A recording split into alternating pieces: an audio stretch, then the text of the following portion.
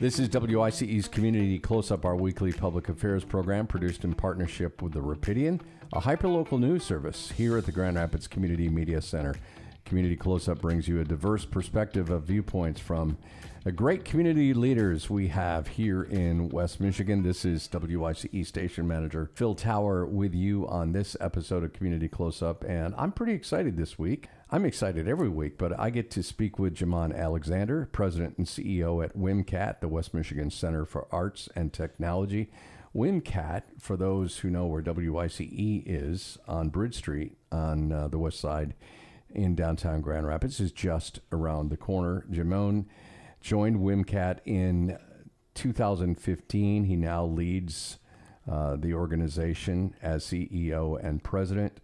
Previously, he was the Director of Workforce Development at WMCAT. Jamon's a busy guy. He's led volunteer efforts at the YMCA here in Grand Rapids, Spectrum, now Corewell Health Foundation, Helen DeVos Children's Hospital Foundation.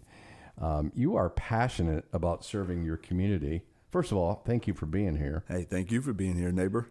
Neighbor. I want to ask you personally, what instilled that in you to be so civically minded, to be so active? Was that a parent thing? Was there an inspirational figure, Jamon? Yeah, Phil, I think that's a great question. So first, I'm born and raised here in Grand Rapids, Michigan, southeast side of town. I'm a Grand Rapids public schools kid, and I've never lived anywhere else unless you count Allendale and Grand Valley as moving away. That's almost in another country. Yeah, it felt like that, certainly.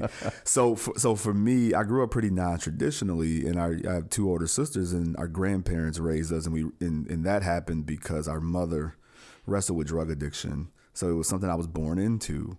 And she would gain her sobriety when I was 14 years old.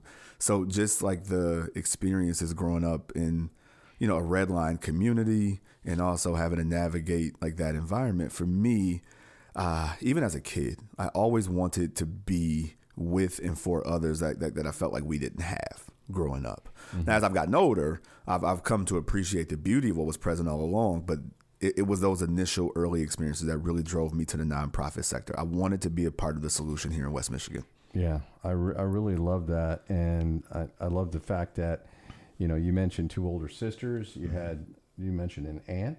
Was that who was with you? Grandmother. Grandmothers are always a part of a success story. Awesome. I don't know what it is. It's got to be there. But really, it's so fitting because you're now at WMCAT, and WMCAT, you have this on your website for everybody to read, which is really important. You're all about creating equitable access to opportunity.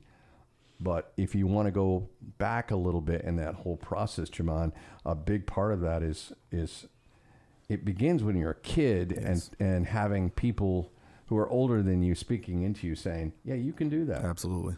I mean, we really underappreciate that in this culture, don't we? We do. And that's sort of what I was getting at when I clarified my statement earlier, which was like, at first I thought I wanted to be for other people what we didn't have. But as I've gotten older, I've come to appreciate the beauty and the brilliance that frankly was there all along. It just needed to be amplified. So I always had people in my neighborhood that believed in me and supported me and helped to build the confidence that I would need to navigate the world. Like, even though we didn't have what I saw on television, we did have things that made our community very, very special. And I've come to appreciate that. So when you meet people and they know nothing about WMCAT, which is kind of one of the opportunities I have, people know nothing about a community radio station. What is I think we used to call that the elevator speech. Yeah. How do you tell them in just a few sentences what WMCAT is all about? Because I just want to preface that question with, you're about a lot of things. You're doing a lot of powerful and impactful things in our great community, but how do you boil that down to a couple of sentences, Jamon? Well, Phil, the challenge for me is it's hard to speak in a couple of sentences. So I'll give you a high level, right? So I think about, again, I'm from here. So West Michigan, Grand Rapids, there's a lot of great reasons to live here. Access to Lake Michigan, best place to live, retire, raise a family, all those sorts of things. Mm-hmm. We also live in a community where we shouldn't be proud of some of the statistics, right? So we have high rates of unemployment. We have, we're a community where Black folks economically don't do as well as our white counterparts. counterparts. So like there's all these sorts of things. I view WMCAT as a programmatic response to the disparities that exist here in West Michigan. And we live that out in a couple different ways. Arts and tech programming with middle and high school students. And then tuition-free adult workforce development where folks can have, they explore, better understand the power of their lived experience, and then point that towards a living and or thriving wage career pathway. And the idea there is that it's all tuition-free. And you serve teens, adults, and families. Correct. So it's a wide range of people you serve and types of people you serve. For those teens that come to WMCAT, talk about that process, how they find you, how you often seek them out. Yeah, great question. And part of the reason why our audience is so wide is because we're all interconnected, right? Teens go True. home to parents. Parents are working really hard to ensure that their children and often teens have access to a quality life. So they're all interconnected. We have a great partnership with Grand Rapids Public Schools for our teen after school, our teen arts and tech after school program.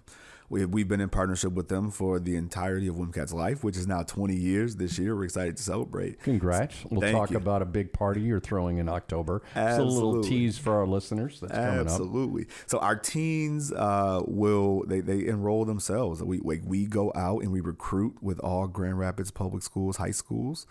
And the teens will then identify with a studio and enroll. And that could be in music production, video production, photography, 3D modeling, things that require some technology, but also things that don't. Illustration, fashion and fiber arts, ceramics, things that are a bit more lo-fi. But the goal really is about supporting young people to develop creative confidence and amplify their voices on issues that matter to them. Yeah, I'm so glad you said that because so many people, especially if they're over 40 or 50, their ways of thinking what makes a successful career are really completely antiquated and outmoded because, wouldn't it be great if WMCAT launched the next black Ralph Lauren or someone who was going to be to music and producing what Quincy Jones was to music and producing, and just the incredible legacy he has left on so many performers, and that could all happen. A lot of people don't think about arts and hands-on careers as, well, how are you going to make a career doing that? But the whole paradigm has shifted. I've had people say to me, should my kid go into media studies? Because, TV and radio are dying. Well, have you looked at this thing called the internet, or this thing we carry in our pockets? Everything on there has a creative person behind it. So, you really are in the wheelhouse of where this is all coming together at WMCAT. Yeah, we are. I think about this a couple of different ways, Phil. I think about just like the importance and the value of the arts, everything from quality of life in an area to even for me, you heard a little bit of my story, and it was the arts that really helped me make meaning of what was happening in our neighborhood. It was the stories that came from hip hop. It was the movies. Yeah. It was the Quincy Joneses of the world who could tell a story differently than what school could tell me. It was John Singleton and Boys in the Hood. Those are all things that help me make meaning of the world around me. But even if young people are not transitioning into the arts or technology or to be the next Phil Tower, like we all need the skills that come from art making, right? The ability to create something, to give and receive feedback, to be able to navigate different iterations of things and problem solve your way through. That translates into whatever career pathway our young folks want to do, be it in the medium that they're passionate about, or if they want to be an accountant. All of the above. Well said. Jamon Alexander with us on WYCE's Community Close-Up, President and CEO at WMCAT. Their website is wmcat.org. You've got a lot of programs. One that I just think is really cool, and when I first heard about it, your Step Year program, I was really impressed with what it was. But I want you to explain Step Year to our listeners, because it is important. Kids are not automatically thinking about, okay, I'm going to go to school or that. And I don't think college necessarily is as, pushed on our youth today as maybe it was even 10 or 15 years ago. So talk about step year, Jamon. Yeah. Can I start with a question? And this may backfire on me, Phil, but we're having a conversation. Did 16, 17, 18-year-old Phil know what he wanted to do? Yeah, but that was weird because I stepped into a radio station and it was like kryptonite. I saw someone talking on the radio. I was like, I want to do that, which is rare. It's very rare. Which is extremely rare. And I feel blessed that happened to me. I also feel blessed my parents didn't try to talk me out of radio as they should have. There are better ways to make money, son. But step year is so important because it is kind of that idea of explore yourself, explore things you could do, and kind of mature at the same time. Did Absolutely. I get it right? You did get that right. And if you really think about it, we make the most important decisions of our lives at a time we're least prepared to make it. Right? That's 16 to amen 24. To that. Can I get an amen? So between just like that period of time, like we are deciding, am I going to go to college? Am I not going to go to college? And so what do I want to do? So for us, it is about supporting young people in the process of exploration, which often you don't have grace for as an adult. It is like, who am I? Who do I want to be? What are my strengths? What gives me energy? What's my behavioral style? And then we complement that with like college and career exploration, so young people can explore different industries and different jobs that they might not have known existed. Yeah. And then they compare what they either know to be true about themselves or what they're learning about themselves with these career pathways they're discovering. And then after a period of time, you now make that active choice in terms of what next step you want to take, as opposed to, I'm just going to do this thing that I know very little about, accrue student debt, and now I'm reconciling that decision as an adult. I've got a degree in English literature. Now, what am I going to do with that? And, $70,000 or $100,000 in student loan debt. Jamon, workforce development is a big part at WMCAT. Well, one of your important initiatives that you believe very strongly in because it's needed first and foremost. Talk about how WMCAT is involved with workforce development and your programs there. Yeah. So as we're thinking about our future, I mean, we really want to be a hub where technology and innovation and community meet to scale social change.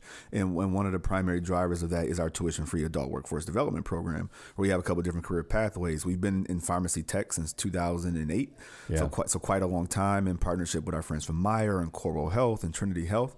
And then what's new over the last 3 years is we've developed tuition-free cybersecurity training. This is fantastic. You talked about this several months ago at a Stockbridge business meeting, and I just was really impressed with what you're doing, and you're really planting a flag and doing some groundbreaking stuff with this cyber. Yeah, we truly are. If you think about it, Phil, everything that we experience now is digital, from how we consume music to our health records to even if you have rewards at your local grocery store, like everything's digital. So we want to ensure that individuals in our community, our families, can design these systems, can guard these systems, and really be a part of the digital economy that's not coming, it's here. Yeah. And that's where thriving wages are. And then sprinkle a little AI on top of that and figure it out from there as well, too. If it can be automated, Phil, it will be automated. Yes. So we are we are preparing families for the now, right? A lot of pathways to the middle class are either gone or they're vulnerable. Right. Even some office manager positions or X-ray technicians, and now surgeries are happening with the use of technology. So as things evolve, we need to ensure that families are evolving with it to meet the demand that we are projecting to come. Jamon, I knew this was going to be a challenge. I've got about 2 minutes left. 20 years of WMCAT is worth. We could do a whole other program on that.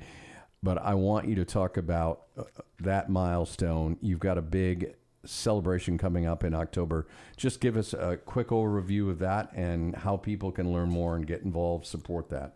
For sure. So WMCAT is 2025. So we are in our 20th year of operation. So that's like thousands of teens and thousands of families that have found their next through WMCAT. And we're wanting to celebrate 20 years of impact in all that we've experienced and learned over the last 20 years. So we are inviting anyone that is within the WMCAT hug, right? The WMCAT orbit. So that could be our students, our alumni, our families, our funders, our staff, board, directors, past and present, staff, past and present, partners like you, just like anyone that is invested in our history and where we're going. We want to celebrate with you. We want to have a big birthday party. So that's going to happen in October. Folks can check out our website, wmcat.org, to learn more about what we are planning, and we invite the community to come celebrate with us, because not only are we excited about 20 years of impact, we're even more excited about the next 20 years and where we're headed.